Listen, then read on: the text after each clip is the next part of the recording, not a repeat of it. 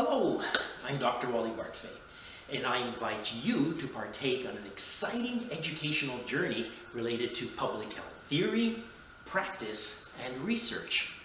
You shall discover on this learning adventure that the art and science of public health is inter- and multidisciplinary in nature, very complex and broad, and continuously evolving over time. In this lecture, we will examine what is global health. Well, this term is an evolving one which embraces a wide range of health-promoting and health-preserving activities and challenges that span international borders and boundaries.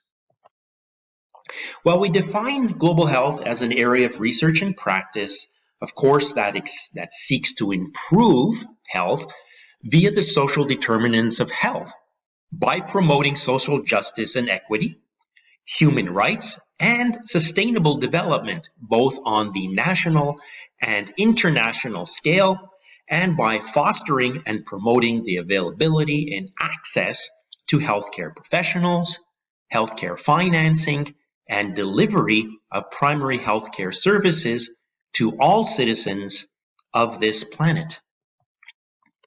I would like to first begin with a sort of a personal example. This involves the Lisu, Lena, and Karen Hill tribes of Thailand. This is located in northern Thailand, and these are remote villages that I visited, and you can go there, first of all, take a longboat on the Mikan River, and on your way going up there, you can see the various huts and little villages along the waterfront there. This area, elephants are still used for agricultural purposes and others in these small villages. The majority of income, or the main source of income, is of course agriculture. Rice, so you see lots of rice plantations. There is also tea plantations and pineapples that are grown in this district. Here you can see a family planting rice. It's quite a labor-intensive activity. You have to be in the muddy water all day. There are snakes that are present there. Of course, you're dealing with also mosquitoes that are present in the environment, and you're constantly bent over. Here's one of the villages that I visited, and it's to give you some context when you're conducting global health in some of these remote areas, what you may be coming up and confronted with. There is no running water. There is no infrastructures in terms of electricity here or sewer structures. No internet services, right? So this is what you face when you arrive here. Here's another shot of the village. Children again playing and running around, very eager to see anyone who comes to visit their village, obviously. On the right, you'll see some children on the balcony there, and this is how they spend their day. And to the left is a typical hut, and I just like to draw your attention to this hut. So people live on the top here in these bamboo and straw huts, and on the bottom there is animals, farm animals such as chickens, and in this case there were pigs. So this is one of the concerns because we want to separate out agricultural livestock from humans where we reside, because there is an increased chance for zoonotic infections. In fact, about 75% of new or re-emerging infectious diseases in the world are zoonotic in nature. It also has implications in terms of sanitation and so forth that I want to draw your attention to. In these areas, to have a nurse or physician is very rare. They may see one once every 2 years if you're lucky. If there is a major emergency, surgical emergency, or something that is often individuals cannot be evacuated in time, so there's increased risk for dying here. So access to healthcare services and diagnostic services are pretty well non-existent in these type of regions. There may be a village shaman present. When you enter the village, I remember this one here, there was a gate, and anyone who is entering the village is asked to go through the gate to cleanse them of evil spirits. There is belief in supernatural causes, of course, for disease and illness. Visitors cannot touch the gate because it would be considered contaminated, and then the males and shaman of the village would have to reconstruct an entirely new gate for the village. But here's just two other examples. You'll see on huts and so forth in these villages, often an old wasp nets will be there to keep out evil spirits from the home. There is that belief. So that's why they place these wasp nests outside. There's also quite a bit of use of herbal medicines, right, for treating various ailments. And this is just a shot of a citronella plant, which grows in the vicinity. And this is a natural plant-based mosquito repellent that is worn by individuals. And of course, mosquitoes are known to carry various infectious diseases, including yellow fever, and West Nile, and malaria, to name but a few. Here you see the latrine on the outside, and if you go inside, this is actually one that is that has been built for this area. Sometimes it's just outside in the woods. Some people will just go in the field and so forth to defecate and to urinate.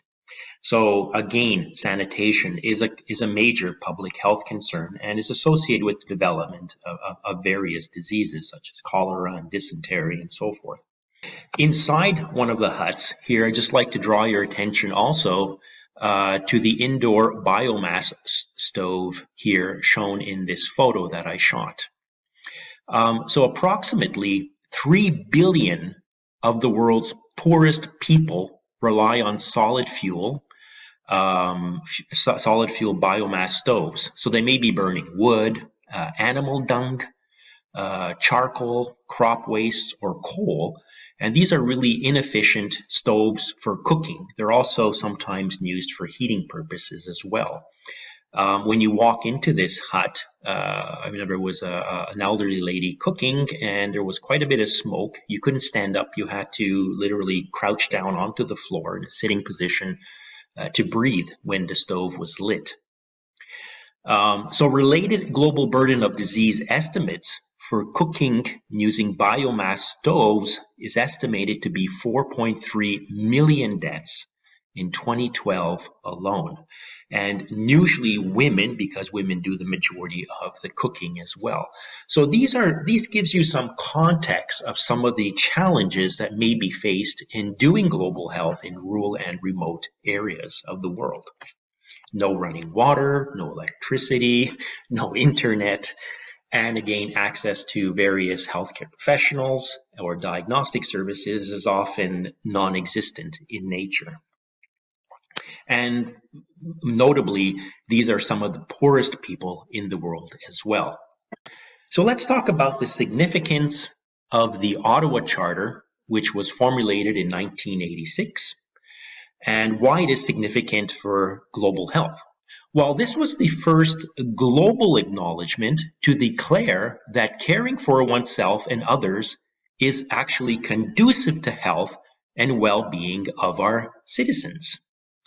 It also identified the importance of caring, holism, and the environment as essential components for health promotion.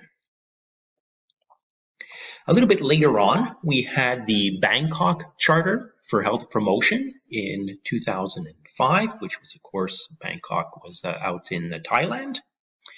And this charter argued that health promotion must become an integral component of both domestic and foreign policy and international relations as well. And here's a picture I snapped in an area of northern Thailand, known as the Golden Triangle, where you have Myanmar and Thailand and Laos present. Globalization. What is globalization? Well, we define globalization as a fundamental and relatively accelerated change to human societies and social, cultural, political, and geographical environments around our world due to a variety of processes by which individuals, groups, and entire nations or regions are becoming increasingly more connected and dependent. This is mostly driven today by the use of trade, commerce, and of course by information technology and the internet. So globalization results in increasing connectiveness and interdependencies as well via commerce and trade, information technology, sharing of knowledge and communication, migration and cultural diffusion, and also healthcare issues.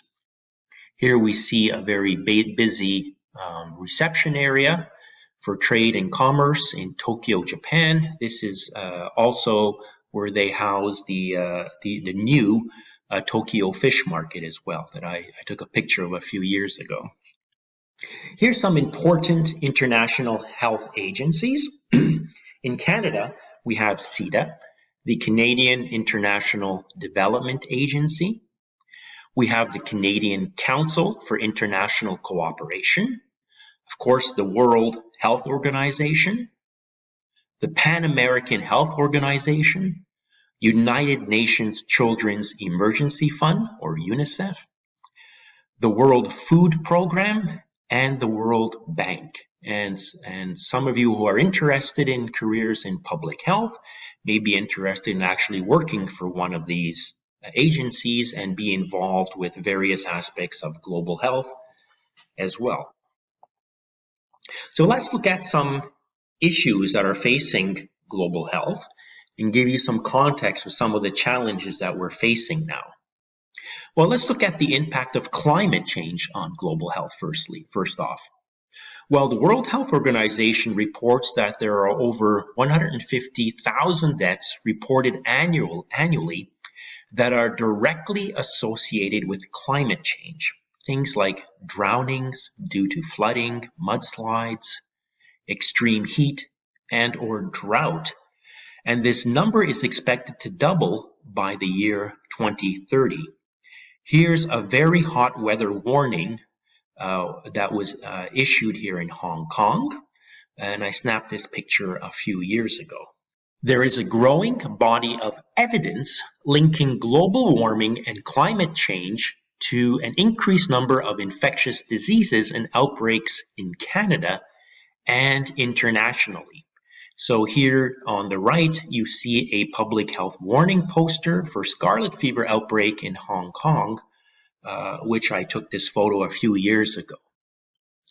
We will be examining infectious diseases in more detail in a separate mini lecture, and also the impact of climate change in a separate lecture related to environmental health that I encourage you to look at as well. Now, in September 2000, 189 heads of state adopted the United Nations Millennium Declaration and endorsed this global framework for developing and fostering partnerships to work collectively to reduce poverty and hunger, tackle ill health, gender inequality, lack of education, lack of access to clean water supplies, and environmental degradation. And the Millennium Development Goals, the declaration consisted of 8 major priority goals. Here are the 8 United Nations 8 MDGs.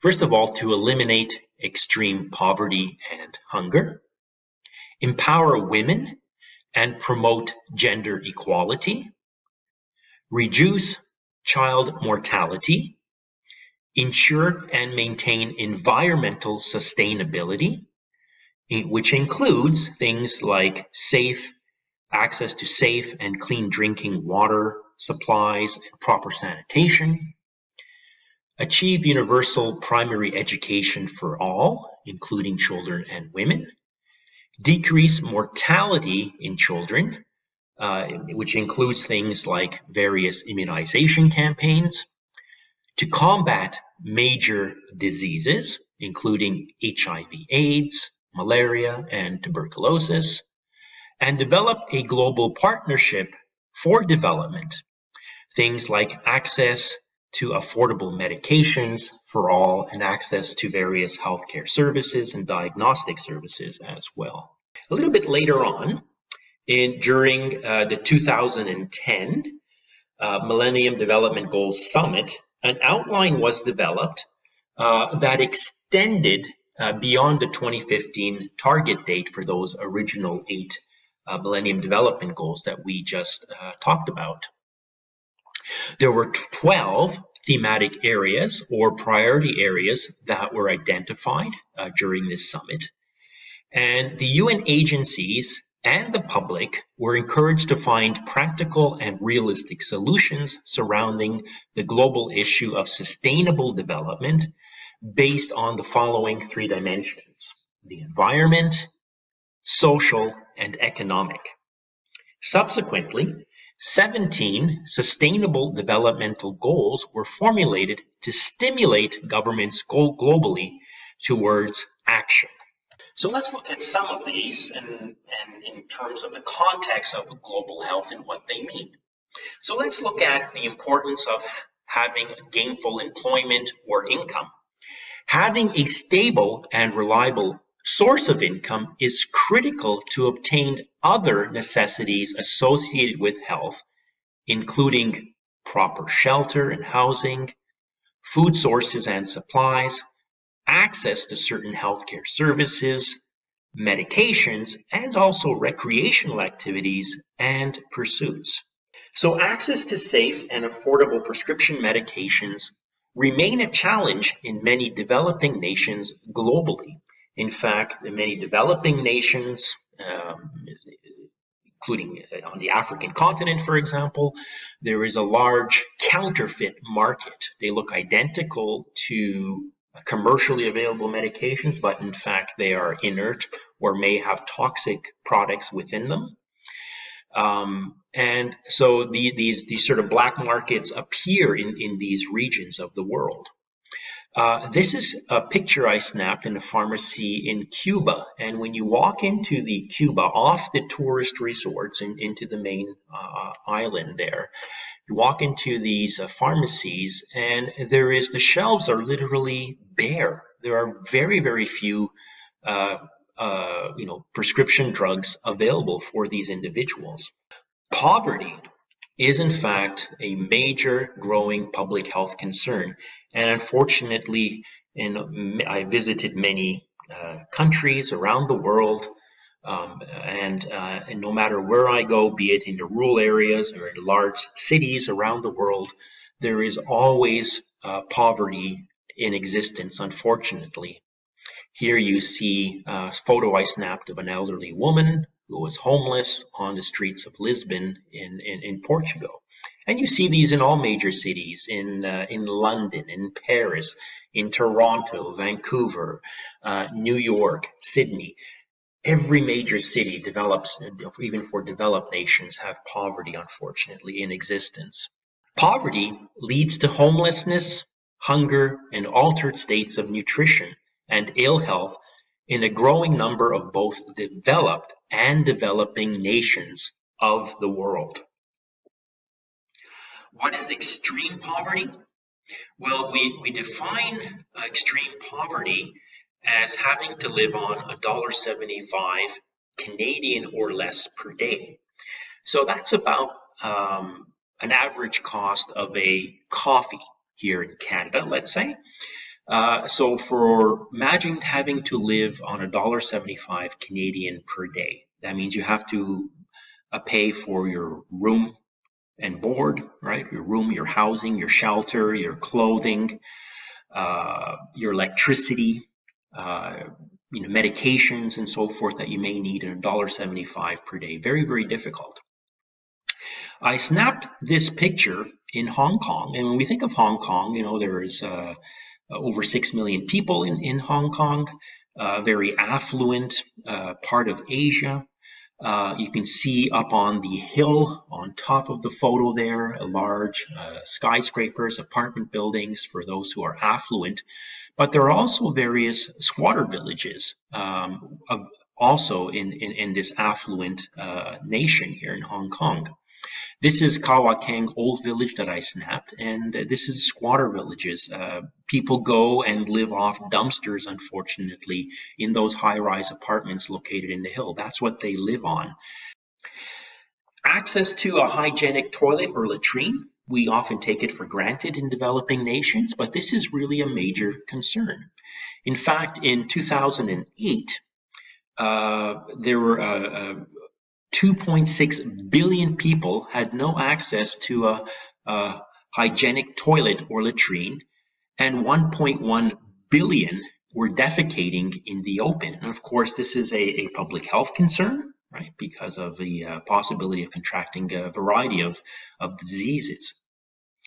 The slowest improvements over time since those original 8 Millennium Development Goals were formulated has been in the African regions of the world, where the percentage of the population using toilets or latrines increased from 30% in 1990 to about 34% in 2008. So we can see there is still a lot of room for improvement in this area, in this basic area of public health. We also see trends in developed nations. So in the next 2 decades, we will see major changes in the healthcare needs of all the world's populations, especially related to non-communicable diseases. Now we will have a separate mini lecture devoted to non-communicable diseases, which I encourage you to take a look at. But these are some of the major non-communicable diseases that are creeping up on the horizon. Of course, cardiovascular disease, which remains the leading cause of death, disability, and hospitalization globally, followed by cancer, number 2. And then we have a whole bunch of chronic respiratory ailments and diseases, including things like COPD and asthma and bronchitis and so forth.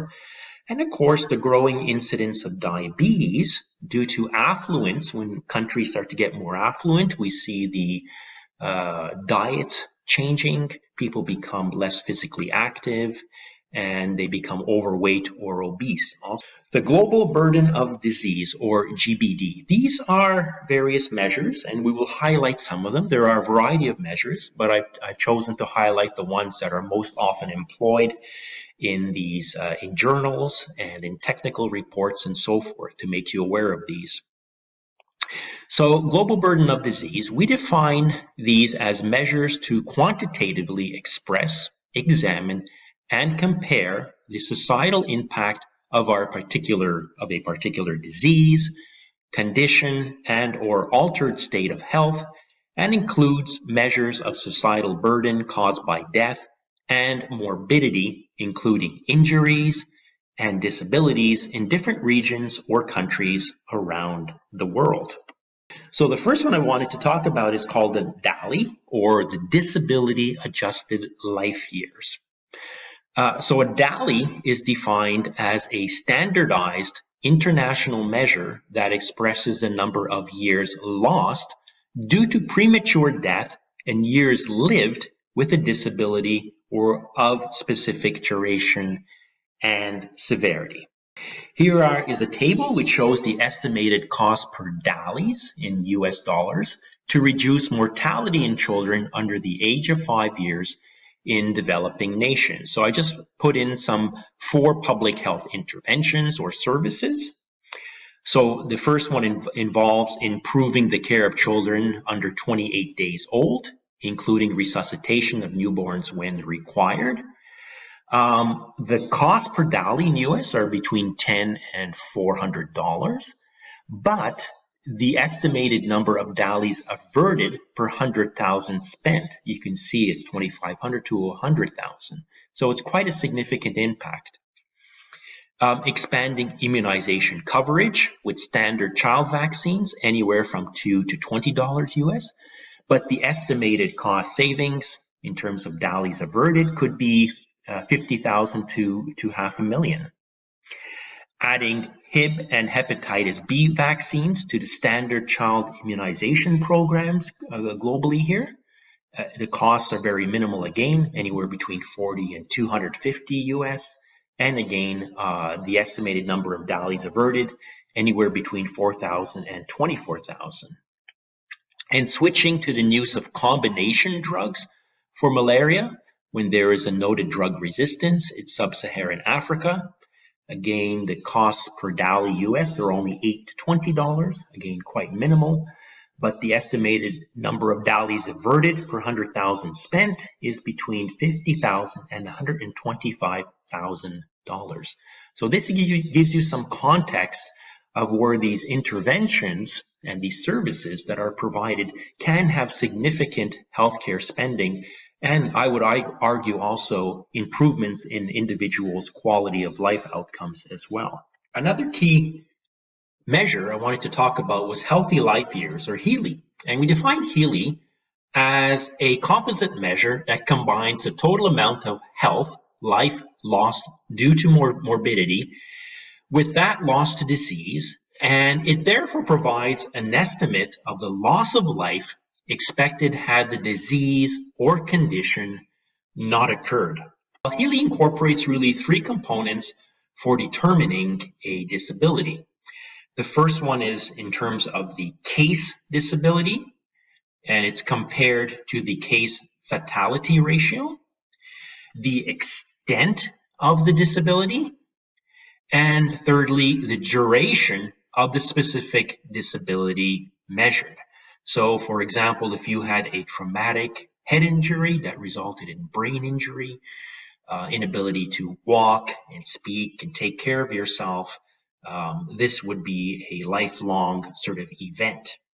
The health adjusted life expectancy, or HALE for short, is defined as a composite measure of a population health status that belongs to a defined family of health expectancies and summarizes the expected number of years equivalent to a state of so-called full health and well-being.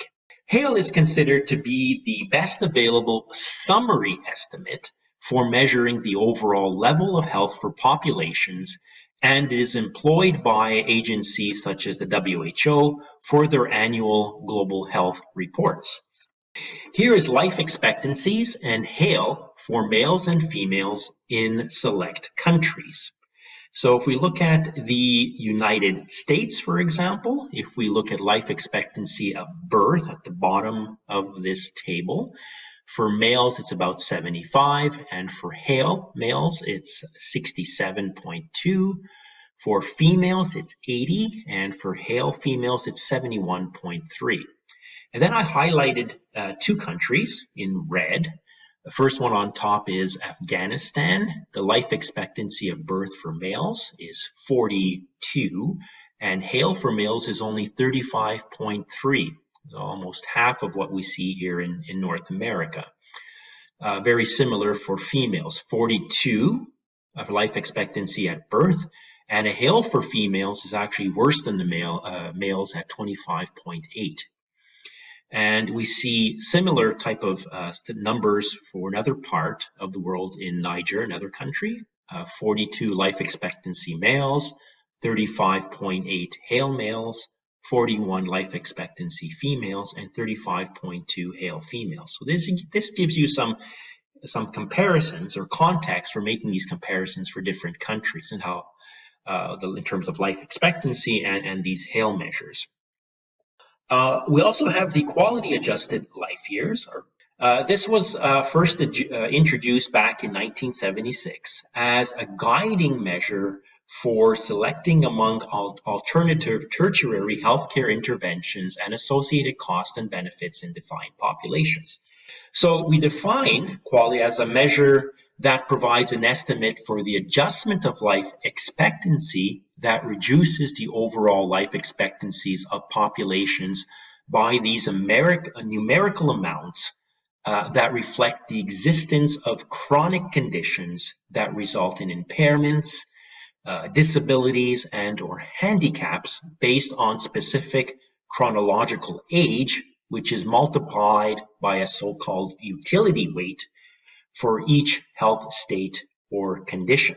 So here we see a graph, for example. If you did an intervention in terms of managing hypertension, which is a risk factor for kidney failure, for stroke, for cardiovascular disease. So if we provide blood pressure lowering medications, what are the QALY gains here? Lastly, I wanted to talk to you a little bit about neglected tropical diseases, or abbreviated NTDs for short. And NTDs are really defined as those diseases that no longer attract world headlines and are basically ignored in reference to research development efforts for new interventions or drugs. Yet they still pose a significant health burden on individuals affected by these diseases who typically reside in poor and mainly tropical and subtropical regions of the world. So for example, big pharma, large pharmaceutical manufacturers may not invest money into research and developing new medications for malaria because their return on investment is not really that high. And furthermore, to develop these medications, many of these individuals living in these poorest regions of the world couldn't afford them in the first place anyways. So there is no profit to be made. So why neglected? Well, the term neglected is often employed because most countries are not required to report the prevalence of these diseases. They occur below the threshold of surveillance and detection methods available in that country or region, and usually do not develop into an immediate global health crisis per se. So what are some main determinants of these NTDs? Well, they include things like non-portable water sources, poor sanitation practices, and a lack of access to public primary healthcare services or healthcare professionals. One of these neglected tropical diseases is malaria. There are many. I just wanted to provide this as an example. And here we see a photo that I took of an insecticide-treated mosquito net, which cost approximately $10 Canadian. And it has been shown to be a very cost-effective means to help limit the spread of various mosquito-borne diseases, including malaria in high-risk regions of the world. So, this is only $10, but it could make a huge, significant difference for individuals residing in these tropical and subtropical areas of the world. Here's a suggested additional reading. It's Chapter 9, Global Health, a Primer, in this textbook entitled Public Health in Canada 2.0. Well, that's all, folks. I hope you enjoyed this lecture related to global health, and I hope that you listen to other lectures in this series related to the art and science of global health. Cheers.